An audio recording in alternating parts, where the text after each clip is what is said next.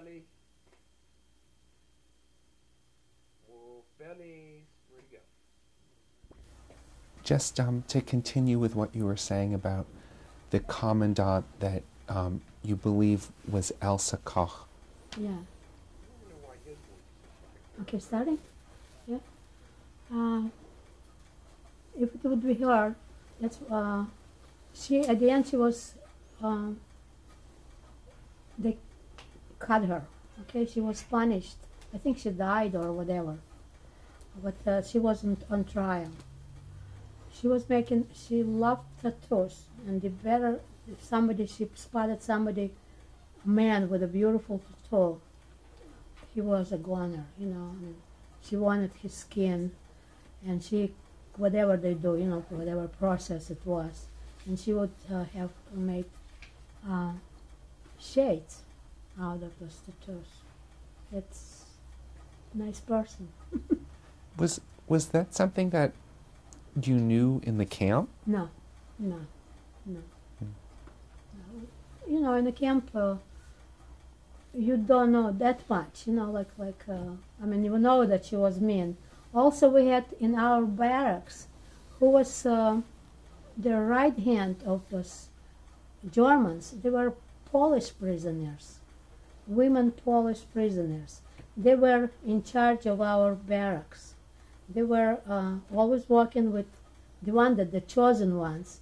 They would be walking with Germans, but they were prisoners themselves. And they were the ones that were watching us 24 hours, you know, keep quiet or do this or don't do that, you know. So we were mostly watched by them, by the Polish prisoners. And when I was working at the factory, okay, that making bullets, I had a girlfriend there, Polish girlfriend, young girl, you know, we're sitting next to each other. And we're supposed to make sure that those bullets were, didn't have any scratches, they were perfect. So to feel very important, many times we passed like bad bullets. We thought we're gaining the war. Speeding the fast victory, making bad bullets, passing bad bullets. So that was our contribution. And talking about how when we will be liberated, you know, and dreaming and talking. We were talking a lot. She was a Polish girl. I don't remember her face, you know, just remember she was sitting there. Then one time they put us to make machines, bullets on machine. Those big pieces of lead or whatever they have to go through and they have to be pressed. And one of the pieces broke and jumped and hit my arm. And this is my souvenir from my concentration camp.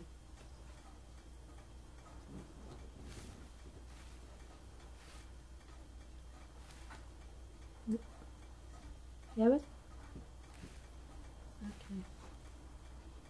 So when that thing hit me, it got infected, and my arm became red and black and, you know, real swollen, and lines were going, all kinds of lines were going. So there was a revere, they call it revere, like a little hospital room, whatever it was, run by the Russian women prisoners, war prisoners. Now, when they brought me there, I mean, I was running temperature, I mean, I was gone, you know, and they had, you know, if they, I mean, they don't have any medication, the right thing would be just cut my arm off, you know, but since they knew that if they will cut my arm off, I will be a goner, you know, because that was a working camp. I mean, I would not be with one arm. So they now we're talking about one room with those prisoners, you know, with bunk beds, whatever. You couldn't be there more than maybe 24 hours. They hid me somewhere. I remember it was like a way high somewhere. I don't know. And they were keeping me for several days, you know, till the swelling went down. They cut it. They were trying to do whatever they could do, you know, with no stitches. I mean, that's why I have that scar. And the Germans would come and check, you know, because they didn't want same people to be there for next day or something. But I was somewhere, I don't know where, somewhere in the ceiling. And there is their life. And I'm grateful to them. Because I talk Russian too, you know, and they were Russians. And I don't know why, I mean, you know. So, and that was now, we're approaching now 45, you know. And do you know how long you stayed in the infirmary? I stayed maybe like more than several days till the swelling went down. And you remember the officers coming? Oh yes, they would come several times a day, you know, to make sure that nobody's overstaying. Because if you are too sick, they will send you to crematorium, you know, and you're not good to work anymore. Do you remember overhearing anything, any comments, anything that was said? No, just a routine, you know. They would say how many patients, how many days. I guess they had to report, you know. I don't remember. No. Just the thing I remember that one time when we went to work, the tweezer. We had 4 rows or whatever, not rows, the one on top and the other one, bunk beds, sleeping on the bunk beds, covered with bed bugs. And I told you that one time my mom got a bed bug in her ear. And it was, I know that she was in fear, you know, that to report it or whatever. So till it came out, I think they putting some water there or whatever, trying to get it out, which finally, luckily, it came out. It was a bed bug. Because everybody was afraid to get sick there, you know, or to make noise. It's best there not to be noticed, you know, just to camouflage there. So with the tweezers, I hid it in those straw mattresses, whatever they were, I don't know. Just put it way, way inside. And when we came, at the end of the war, the airplanes, American airplanes, would drop the leaflets. You know, like a propaganda leaflets that you're going to be liberated, the Germans, like a newspaper, like keep a, and of course we were not allowed to grab it and hide it and read it, you know, because Germans right away would run and collect it. So, but some of them, they, you know, some of people read it, you know.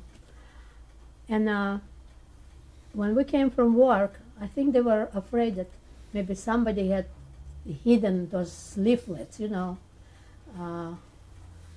And they said that they're searching the barracks, that they're cutting the mattresses, that they're searching the barracks.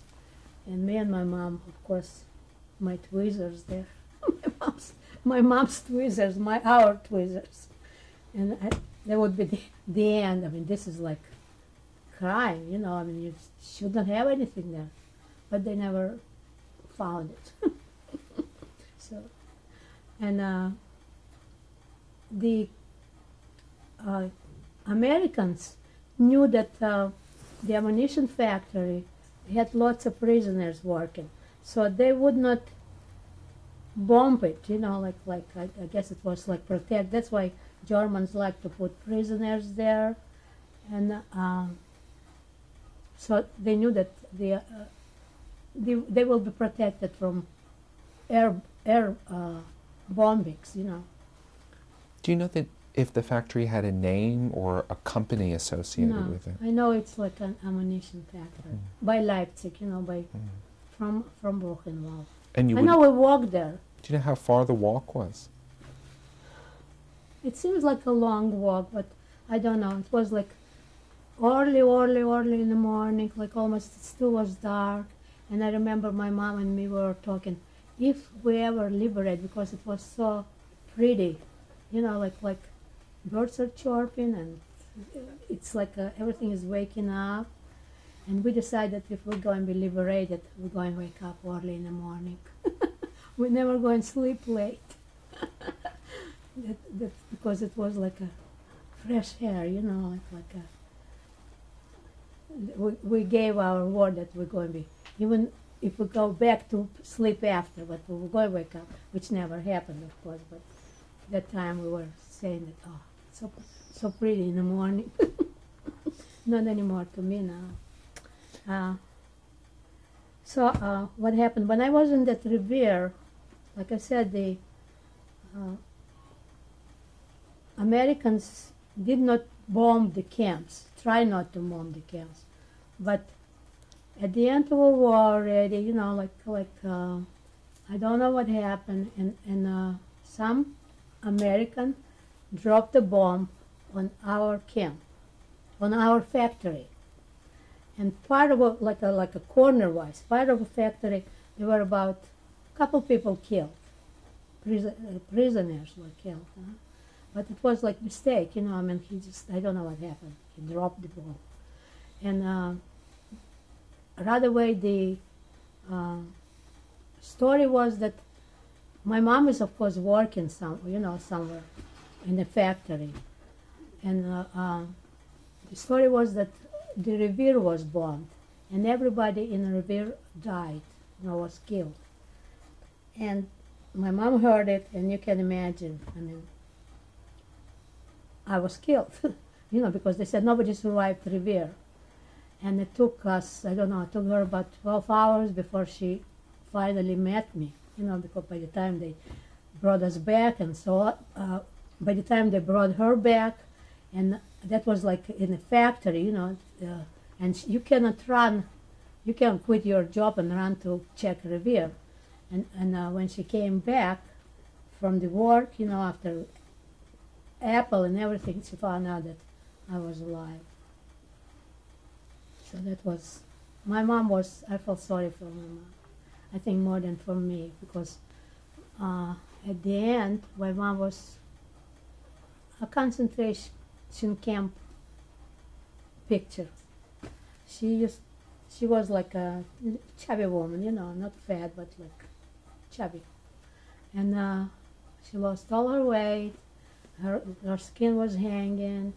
I mean, she would not survive a couple more months and she would be gone. Also, I found out that she was giving me her food too, whatever it was, you know. Now, what was funny about it too, me and my mom, we invented a soup. It was a water, and some of the German civilians that worked there, they were German people, but they were not SS people. They were working at the factory, showing us what to do. You know, they were the bosses too. So sometimes they would bring us pepper or salt, you know, like give it to us.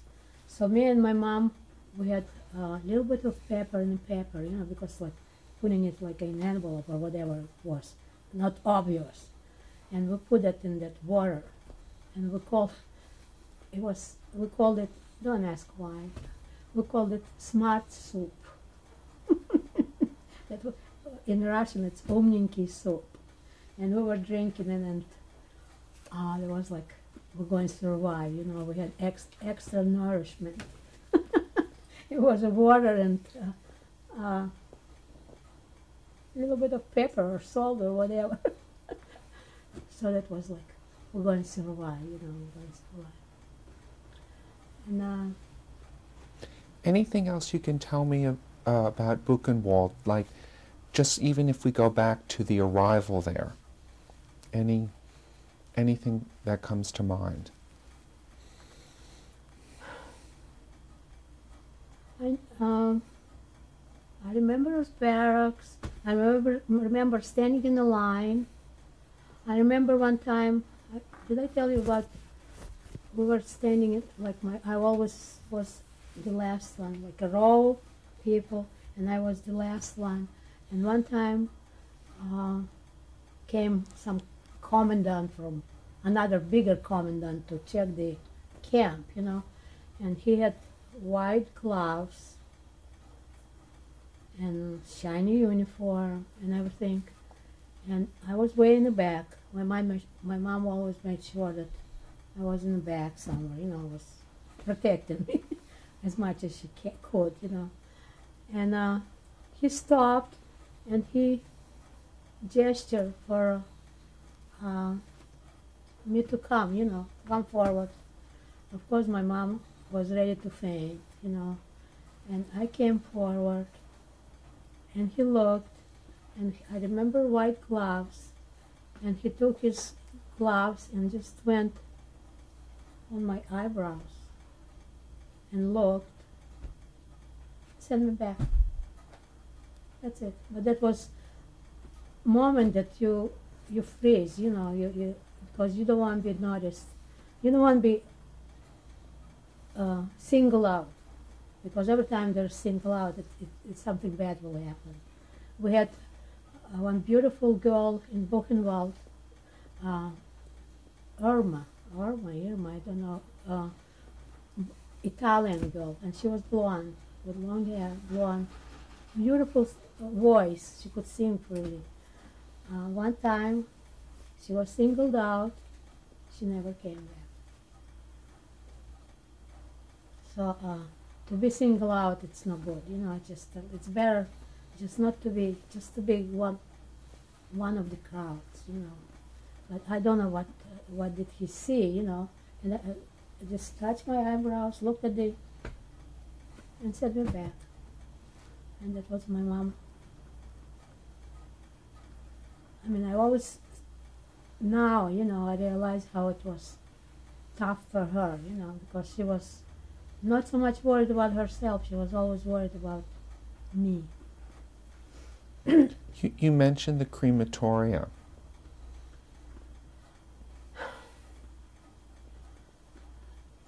We did not see that many. I did not see that many, you know, like crematoria. No, there were dead pile of dead people. Because we were working, you know, we don't have time to walk in a Buchenwald. You know, our time was stay in that line, go to work, come back, stay in the line again, and eat whatever, you know, they gave us, and try to catch up on the sleep, you know, and then back again. So that was our routine, you know. So we were, I know there were crematoriums, I know there were bodies there, you know, but we were like a little bit isolated, you know, because we were working. We were working bees or ants. So one day we start hearing, now this is already like almost the end, you know, like we start hearing the fighting, you know, like of course those leaflets were dropping too, you know, that they were keeping us like posted, you know, those the Americans that threw those little leaflets. Somebody would read something and say that Germany is losing or whatever, because we did not have any news, you know. So we heard like a fighting, like a noise of cannons or war, you know, noise of war. Was like far away, and we couldn't believe it, you know, like it seems like, wow, is that true or is it not true? And it was closer and closer. It took like a weeks, you know, like you can hear the noise was louder and louder and louder, and finally it was like pretty loud, you know, and it was, of course, we knew that they were well, we don't know whether it was Americans or Russians, but we knew that the front line was coming close to our camp. And one day it was like real loud. And all of a sudden they start screaming, everybody's outside, everybody's outdoor. So we run outdoors and we see the German women. They had uniforms, of course, SS uniforms. They're starting to get undressed, you know, like throw away the uniforms and put the civilian dresses and clothes. And everybody's supposed to be standing there, you know, and they said, we're going go back like deeper to Germany, you know. And my mom, she wouldn't be able to walk. So I don't know what made us, you know, like somebody was watching over us or whatever, I don't know. I don't think we were that smart, you know, but it's just like, I guess you want to grab the straw to survive, since when I knew that, and my mom knew that she will not be able to walk, you know. And we heard a little bit about, you know, like stories, but you would not believe it. You know, being inside, you don't believe all those stories, but some people were saying it's not good to walk, it's not good to take a walk. So me and my mom decided, since it was a chaotic, you know, they were in a hurry. They were like, los, come, schnell, you know. Everything was like screaming and fast. Me and my mom went to that underground, which to me, if I look back, it seems like it was enormous. I don't know what size, but to me it was like there was no end to it, you know, like there were all kinds of things there, you know, like dug out. So we went there and we hid there. Was this was like a bunker or basement? It was shelter. A shelter. Yeah. And how did you know? Because they were taking us every time there would be alarm. Remember that woman, they would take us all downstairs till the alarm would be till the, what they call it, you know, because there were sound for when they attack you, and there was sound when it's all finished, you know. So we were sitting there. Everybody was evacuated from the factory to go underground and wait till that, because you never know, somebody can bomb you, you know. They hoped that it will not be bombed, but Germany was bombed a lot. So that's how we knew how to get there, you know, because and it was very often. At the end, it was like a couple times a day we had to run, because Americans were coming, you know, flying over. And so we hid there and stayed there for, I guess, several days, because we were afraid to come out, because we don't know what's happening on top, you know. It was, first we hear that those noises and everything, and then it was quiet, very quiet, like very eerie quiet, you know, like scary. And we stayed there for several days. I don't know exactly how many days we stayed there. We were afraid to move. And then finally it was really, really for a couple of days quiet, and we didn't eat, we didn't drink, you know. I mean, we just came out. And when we came out, we thought that we were the only ones, for me and my mom, but all of a sudden there were more people were coming out, so we were not the only ones that hid there, you know. And everybody was surprised to see each other, you know, like, oh, you're there, you know. And we went up on top, you know, we were liberated. But anything else you can remember about hiding out in that place? in that place. I know we were very quiet. We were afraid to talk. We were afraid to move.